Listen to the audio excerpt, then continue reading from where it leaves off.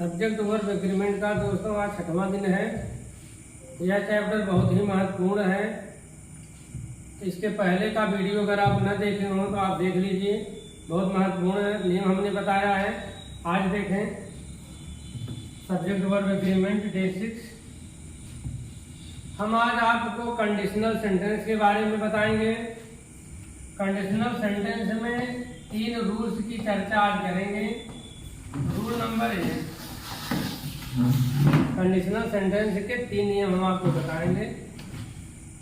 पहला नियम, जब किसी वाक्य के शुरू में गागेगी हो, जब किसी वाक्य के शुरू में गागेगी हो और दूसरे वाक्य में भी गागेगी हो, एक तरफ गागेगी और दूसरी तरफ भी गागेगी हो। जैसे अगर तुम मेहनत करोगे तो तुम पास हो जाओगे, अगर तुम आओगे तो मैं तुम्हें इनाम दूंगा, अगर तुम ये करोगे तो वो होगा।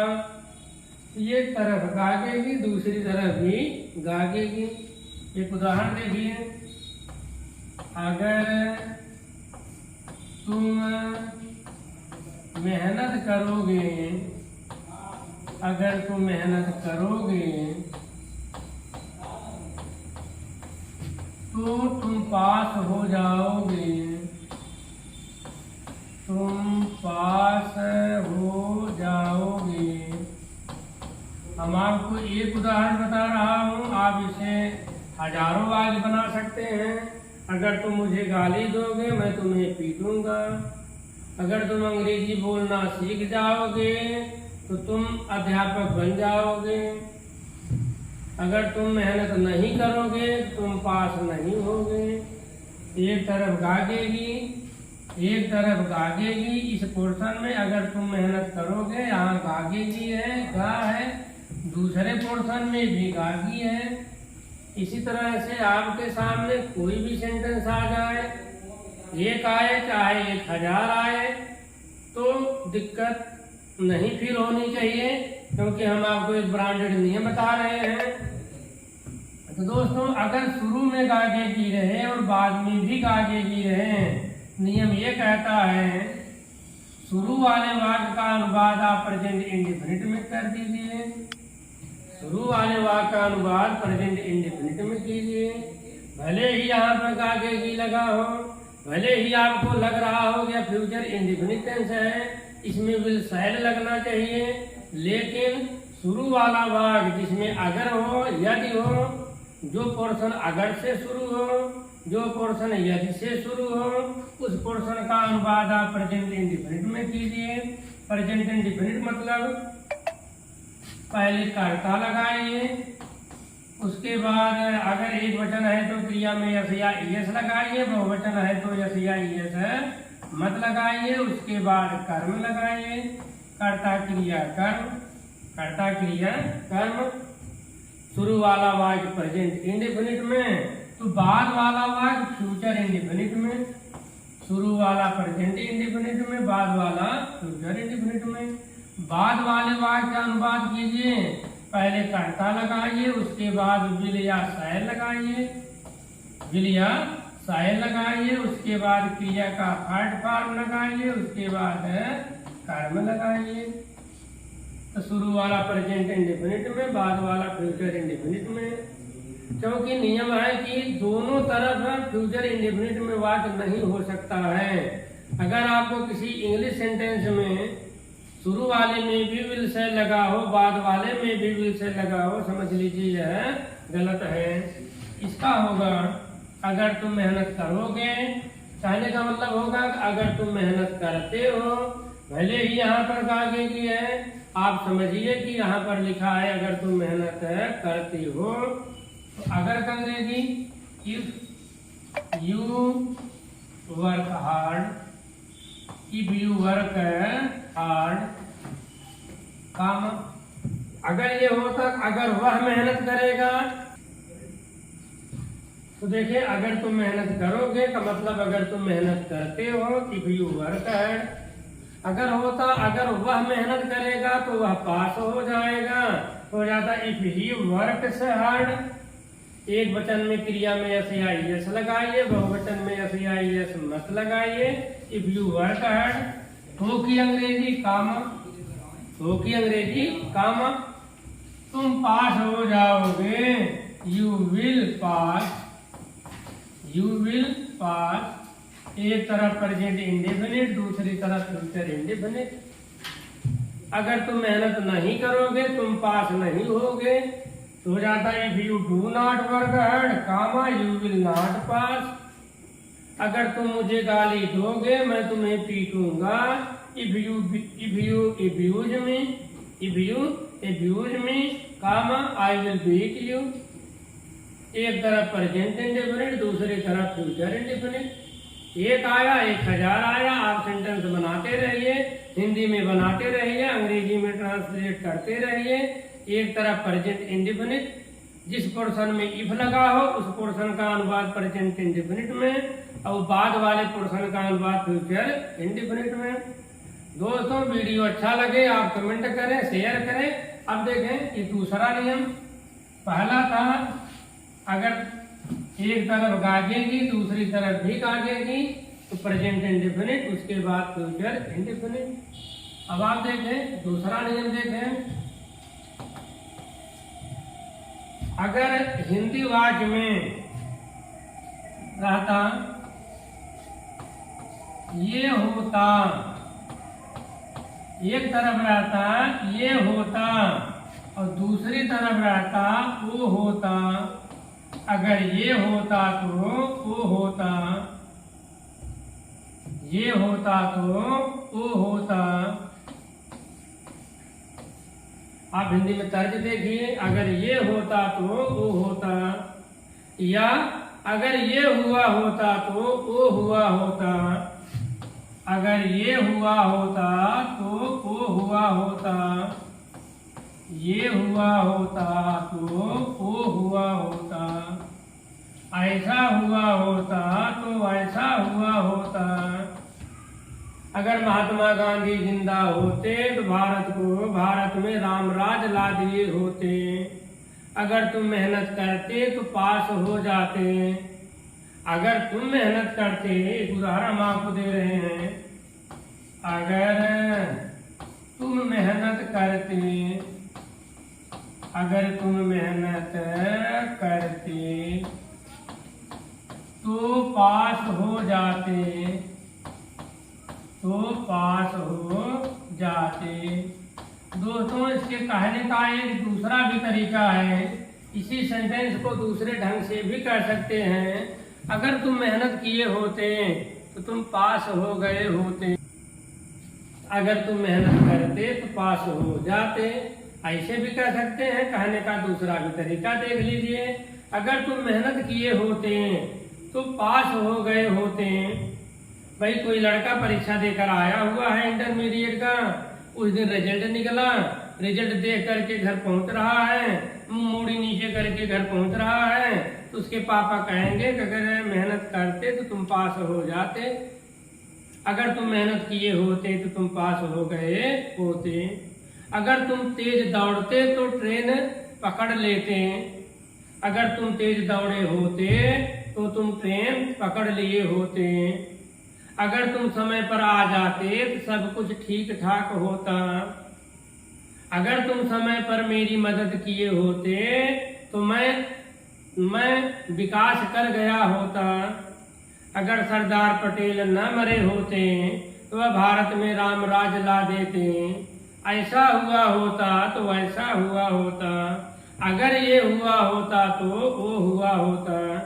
दोस्तों पहला रूल क्या था कि दोनों तरफ गागेगी रहे, तो दोनों तरफ इसमें गागेगी वाली बात है नहीं, इसे कहते हैं भूतकाल की शर्त। दूसरा नियम में क्या मतलब है कि यह है भूतकाल की शर्त, भूतकाल की शर्त। ऐसा कंडीशन है, ऐसी शर्त है जो कि अब बीत चुकी है, ऐसी शर्त है जो कि अब बीत चुकी है। तो अगर तुम मेहनत करते, ये बात बीत चुकी है, आपने मेहनत नहीं किया इसलिए पास भी नहीं हुए, ये बात बीत चुकी है। अगर तुम मेहनत किए होते तो पास हो गए होते, या मेहनत करते तो पास हो जाते। तो आप समझिए ये भूतकाल की शर्त है। तो इसका अंग्रेजी कैसे बनाएंगे? देखें, नियम ये कहता है कि शुरू वाले वाक्य में आप लगाइए हैड प्लस थर्ड फॉर्म। जिस पोर्शन में अगर दिया है या यदि दिया है उसमें आप लगाइए हैड प्लस थर्ड फॉर्म। शुरू वाले में हैड प्लस थर्ड फॉर्म, बाद वाले वाक्य में आप लगाइए would have plus third form. Would have plus third form. एक तरफ हैड प्लस थर्ड फॉर्म, दूसरी तरफ would have plus third form. अगर क्रिया न रहे दोस्तों तो आप थर्ड फॉर्म की जगह पर बीन लगा दीजिए। बीन भी थर्ड फॉर्म है। क्रिया स्पष्ट रूप से रहे तो आप थर्ड फॉर्म लगा दीजिए क्रिया का ही। क्रिया न रहे तो वहां पर बीन लगाकर काम चला लीजिए। अगर महात्मा गांधी जिंदा होते, अगर महात्मा गांधी जिंदा होते, if Mahatma Gandhi had been alive, had been alive, तो वह भारत में रामराज ला दिए होते। He would have brought Ramraj in India. He would have brought Ramraj in India. एक तरफ हैड प्लस थर्ड फॉर्म, दूसरी तरफ would have plus third form. एक आप समझिए, उसके बाद दूसरा खुद बनाकर देखिए। अगर तुम मेहनत करते तो अगर की अंग्रेजी इफ, अगर की अंग्रेजी इफ, यदि की अंग्रेजी इफ। मेहनत करते तुम माने यू। अब आप सहायक क्रिया लगा दीजिए हैड। मेहनत करना का अंग्रेजी वर्क, वर्क का थर्ड फॉर्म वर्कड। अब कठिन का अंग्रेजी hard. If you had worked hard, if you had worked hard. अगर होता, अगर तुम मेरी सहायता किए होते, if you had helped me, if you had helped me. अगर तुम तेज दौड़े होते, if you had run fast, if you had run fast. तो आगे देखिए, अगर तुम मेहनत करते या अगर तुम मेहनत किए होते, had plus third form, if you had worked hard. तो की अंग्रेजी कामा, कामा की हिंदी तो की अंग्रेजी कामा। तो तुम पास हो गए होते, ऐसा तो है नहीं। जो करता यहाँ है, मेहनत जो करता वही पास होता। यहाँ पर तुम मेहनत कर रहे हो, पास भी तुम होगे। अगर राम मेहनत करता तो पास हो जाता, तो राम मेहनत करते तो राम ही पास होते। जो करता इधर वही करता उधर। अगर यहाँ पर तुम है तो यहाँ पर भी तुम होगा। अगर यहाँ वह है तो वहाँ भी वह होगा। जो करता पहले वही करता बाद में। If you had worked hard, यहाँ पर लिखिए यू। अब क्या लिखें? Would have, would have. Pass होना का अंग्रेजी passed. If you had worked hard you would have passed. दोस्तों क्लियर कट नियम है कि शुरू वाले वाक्य में हैड प्लस थर्ड फॉर्म लगाइए, दूसरे पोर्शन में would have plus third form लगाइए। एक तरफ हैड प्लस थर्ड फॉर्म, दूसरी तरफ would have plus third form. अगर तुम एक दूसरा उदाहरण देखिए।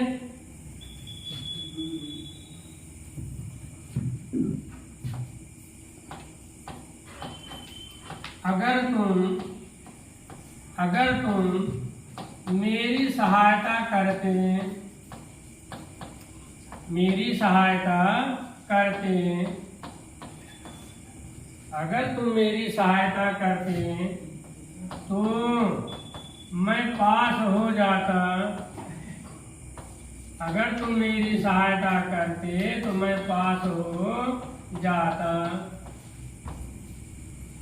दूसरा सेंस भी कहने का है, अगर तुम मेरी सहायता किए होते तो मैं पास हो गया होता। एक तरफ ये होता, दूसरी तरफ वो होता। ये भी है भूतकाल की शर्त है। ये भूतकाल की शर्त है। भूतकाल की शर्त में एक तरफ हैड प्लस थर्ड फॉर्म लगाना है, दूसरी तरफ would have plus third form लगाना है। तो देखें इसका होगा if you had helped me, if you had helped me, काम मैं पास हो गया होता। भाई यहाँ पर तुम सहायता करते तो पास मैं होता, तो यहाँ पर मैं स्पष्ट रूप से दिया है, तो यहाँ पर करता मैं है। तो आई वुड हैव पास्ड, मैं पास हो गया होता, आई वुड हैव पास्ड। एक तरफ हैड प्लस थर्ड फॉर्म, दूसरी तरफ would have plus third form. एक तरफ हैड प्लस थर्ड फॉर्म, दूसरी तरफ would have plus third form. तो दोस्तों ये था दूसरा नियम। इसमें एक और एग्जाम्पल देखिए,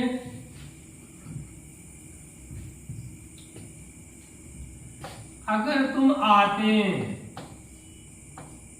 अगर तुम समय पर आते, अगर तुम समय पर आते तो मैं न पिटता।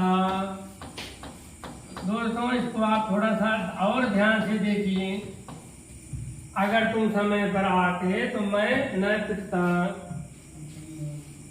दूसरे ढंग से भी कह सकते हैं, अगर तुम समय पर आ गए होते तो मैं न पिटा होता, मेरी पिटाई न हुई होती। कहने का मतलब जैसे तीन चार लोग मिलकर किसी को मारने का प्लान बनाए हैं, मान लीजिए इन्हीं भाई साहब को मारने का प्लान बनाए हैं, तो ये आगे आगे चल रहे हैं, इनके साथ भी 2-3 लोग हैं, ये लोग मिल करके 3-4 लोग हैं, इनको मारने के लिए जा रहे हैं। ये भाई साहब थोड़ा आगे बढ़ जाते हैं, इनका मोबाइल पर कॉल आ जाता है, बात शुरू करते हैं, 3-4 लोग पीछे रह जाते हैं। ये लोग जैसे आगे बढ़े, ये 3-4 लोग थे, मिल करके इनको खूब जम के पिटाई कर दिए। गए थे पीटने के लिए, यहाँ पर इनकी पिटाई हो गई, हाथ टूटा, पैर टूटा, इधर चिल्लाते हुए। अब ये थोड़ी देर बाद सब आएंगे तो ये यही कहेंगे, अगर तुम लोग समय पर आ जाते तो ये लोग मुझे न पीटे होते। तो दोस्तों थोड़ा सा इसमें ध्यान से देखिएगा, अगर तुम समय पर आ गए होते तो मैं न पिटा होता या मेरी पिटाई न हुई होती। नियम वही है, एक तरफ हैड प्लस थर्ड फॉर्म, दूसरी तरफ would have plus third form, would have plus third form. अब इसमें ध्यान देने वाली बात यह है, यहाँ पर है पिटना, पिटता, एक होता है पीटना और एक होता है पिटना। पीटना और पिटना, जब कर्ता काम कर रहा है तो पीटता होता, जब कर्ता के ऊपर खुद काम हो रहा है तो पिटना हो गया। कहने का मतलब ये पैसिव वॉइस है। क्या है? पैसिव वॉइस है। जब इधर वाला पोर्शन अगर पैसिव वॉइस में है तो क्या लगा देना है? वुड हैव के बाद आप बीन लगा दीजिए, उसके बाद क्रिया का third form, would have been plus third form. अगर ये वाला पोर्शन एक्टिव वॉइस में रहे, would have plus third form, would have plus third form. Passive voice में रहे, would have been plus third form, would have been plus third form. अगर मैं कहूं मैं पीट रहा हूं, इसका मतलब मैं, मेरे हाथ पैर चल रहे हैं, मैं पीट रहा हूं, मैं करता हूं, कर्ता खुद काम कर रहा है। जब कर्ता खुद काम करे तो एक्टिव वॉइस। अगर मैं कहूं कि मैं पिट रहा हूं, इसका मतलब कि मेरे हाथ पैर हैं, हाथ पैर दूसरे के हैं और मेरे ऊपर चल रहे हैं, इसका मतलब ये पैसिव वॉइस है। तो एक्टिव वॉइस रहे तो would have plus third form, passive रहे तो would have been plus third form. तो देखें इसका होगा, इफ यू हैड, आना का अंग्रेजी कम, कम केम कम, थर्ड फॉर्म भी होता है come. If you had come on time, समय पर आ गए होते on time. If you had come on time, तो अंग्रेजी कामा, तो अंग्रेजी कामा। मैं न पिटता, आई, अब क्या लिखे सहायक क्रिया, वुड हैव बीन बीटन। दोस्तों मैं आपको बता रहा हूँ बीन आखिर लग क्यों रहा है। जब पैसिव वॉइस में वाक्य हो, वुड हैव की जगह पर वुड हैव बीन लगाइए। ये था दूसरा नियम, ये है भूतकाल की शर्त। ये हुआ होता तो वो हुआ होता, ऐसा हुआ होता तो वैसा हुआ होता। अब एक अंतिम नियम देखिए, आज का अंतिम नियम। आप आर्यन सर मछली शहर का यूट्यूब चैनल देख रहे हैं। बेसिकली मैं अंग्रेजी का वीडियो बनाता हूँ, कभी कभी जीके का भी मेरा वीडियो आ जाता है। आप लोग मेरा वीडियो देखें और उसमें कमेंट कीजिए। देखें तीसरा नियम, पहला नियम क्या बताए, दोनों तरफ गागेगी है, एक तरफ गागेगी दूसरी तरफ भी गागेगी। पहला वाला वाक्य प्रेजेंट इंडेफिनिट में, दूसरा फ्यूचर इंडेफिनिट में। दूसरा है एक तरफ हेड प्लस थर्ड फॉर्म, दूसरी तरफ हेड प्लस थर्ड फॉर्म। अब तीसरा देखें, एक उदाहरण पहले देख लीजिए। अगर मैं राजा होता, अगर मैं राजा होता तो तुम्हें मंत्री बनाता,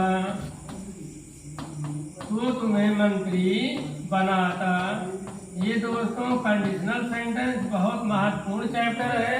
लोग जल्दी समझ नहीं पाते हैं, तो आप समझने की कोशिश कीजिए। शर्त नंबर 1 क्या था, शर्त नंबर 2 क्या था, नियम नंबर तीसरा क्या है। देखें, अगर मैं राजा होता तो मैं तुम्हें मंत्री बनाता।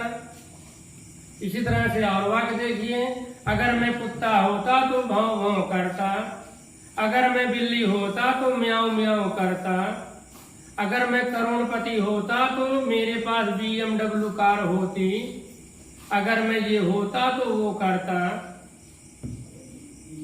अगर मैं चूहा होता, अगर मैं मछली होता तो समुद्र में तैरता, अगर मैं चिड़िया होता तो आसमान में रहता। तो दोस्तों ये भी एक तरह का शर्त है, लेकिन ये क्या है, असंभव कल्पना। ये कैसा कंडीशन है, यह है असंभव कल्पना। यह ऐसी कल्पना है जिसका संभव होना, पॉसिबल होना सही नहीं है, संभव नहीं है। ये this is an impossible imagination, यह असंभव कल्पना है। क्या मैं बिल्ली हो सकता हूँ, इसे मैं बोलूं, यदि मैं बिल्ली होता तो म्याऊं म्याऊं करता, या अगर मैं बिल्ली होता तो चूहे खाता। तो मैं बिल्ली हो नहीं सकता, मैं कुत्ता नहीं हो सकता, मैं चिड़िया नहीं हो सकता। This is only an impossible imagination, I am making an impossible imagination, there is no relation of it to reality. Reality से इसका कोई संबंध नहीं है, इसे कहते हैं असंभव कल्पना। इसके पहले वाला क्या था, अगर तुम मेहनत करते तो पास होते। यह एक कल्पना नहीं है, यह शर्त है, भूतकाल की शर्त है। और ये वाला असंभव कल्पना है, अगर ये होता तो वो होता। अगर मैं प्राइम मिनिस्टर बनता तो मैं तुमको गृह मंत्री बनाता, अगर मैं अमेरिका का राष्ट्रपति होता, अगर मैं अमेरिका का राष्ट्रपति होता तो तुमको रक्षा मंत्री बनाता। तो ये सब असंभव कल्पना है। इसका नियम है कि जब भी आपको असंभव कल्पना दिख जाए तो शुरू वाले वाक्य में वेयर लगाइए। इसको वेयर पढ़िए दोस्तों, चाहे वर्ब पढ़िए दोस्तों। एक तरफ वेयर लगाइए, दूसरी तरफ वुड लगाइए। एक तरफ वेयर तो दूसरी तरफ वुड, एक तरफ वेयर तो दूसरी तरफ वुड।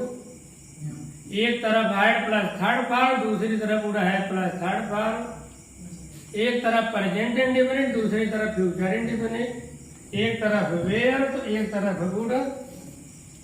थोड़ा सा ये भी समझिए, कर्ता चाहे एक वचन हो तो भी आप वेयर लगाइए।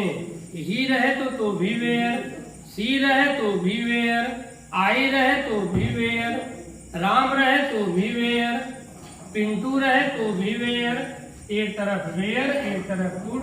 अगर पिंटू राजा होता तो वह तुम्हें मंत्री बनाता। तो देखें इसका अनुवाद, अगर अंग्रेजी इफ आई के साथ वैसे हमेशा वाज लगता है, लेकिन यहाँ पर वेयर लगेगा, क्योंकि कल्पना में सारे नियम गौण हो जाते हैं। कल्पना में नियम कानून का कोई वैल्यू नहीं होता। जैसे मैं कहूँ मैं जा रहा था आसमान में शंकर पार्वती जा रहे थे।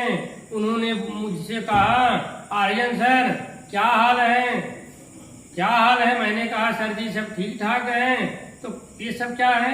यह सब असंभव कल्पना है, इसमें नियम कानून कोई मायने नहीं रखते। तो आई के साथ भी यहाँ पर वेयर लगेगा। यहाँ पर अगर ही रहता तो भी वेयर लगता, सी रहे तो भी वेयर लगता, किसी का नाम रहता एक वचन का तो भी वेयर लगता। If I were a king, अगर मैं राजा होता, if I were a king. अगर मैं प्रधानमंत्री होता, if I were a PM. अगर मैं बिल्ली होता, if I were a cat. अब आगे देखें, तो अंग्रेजी कामा, तो मैं तुम्हें मंत्री बनाता, मैं बनाता I would make you a minister. I would make you a minister. ये मच्छर कमीने कहाँ से आ जा रहे हैं भाई? If I were a king, I would make you a minister. देखिए अब इसी तरह से दूसरा सेंटेंस बनाइए। अगर मैं बिल्ली होता तो चूहा खाता, क्या होगा? If I were a cat, I would eat a rat. If I were a cat, I would eat a rat. दोस्तों ये हमने आपको 3 नियम बताया। नियम का कंक्लूजन ये है कि पहला था दोनों तरफ गागे जी रहे, तो शुरू वाला प्रेजेंट इंडिफिनिट में, बाद वाला फ्यूचर इंडिफिनिट में। दूसरा था अगर ये हुआ होता तो वो हुआ होता, एक तरफ हैड प्लस थर्ड फॉर्म, दूसरी तरफ would had plus third form. तीसरा था असंभव कल्पना का, एक तरफ वेयर तो एक तरफ वुड, एक तरफ वेयर तो एक तरफ वुड। दोस्तों मेरा वीडियो अच्छा लगे कमेंट जरूर करें, चाहे पॉजिटिव कमेंट करें या निगेटिव कमेंट करें, लेकिन मैं चाहता हूं कि आप कमेंट करके जरूर बताएं कि मेरा वीडियो आपको कैसा लग रहा है। धन्यवाद।